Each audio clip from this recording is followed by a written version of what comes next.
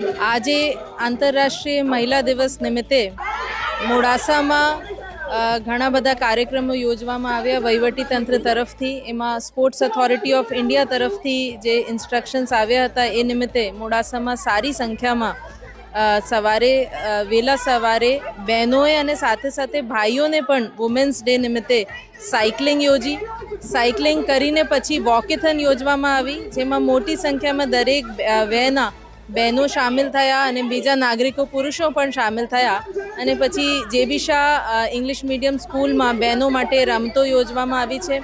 આ નિમિત્તે હું અરવલ્લી જિલ્લાની દરેક બહેનોને, જે કોઈ પણ વહેની હોય, નાની દીકરીથી લઈને મોટી બા સુધી, અને ગામડા જે વસ્તી હોય થી લઈને શહેરોમાં કોઈ પણ કાર્યમાં એ સંકળાયેલી હોય, બધાને આ વુમેન્સ ડેની ખૂબ ખૂબ શુભેચ્છા આપું છું.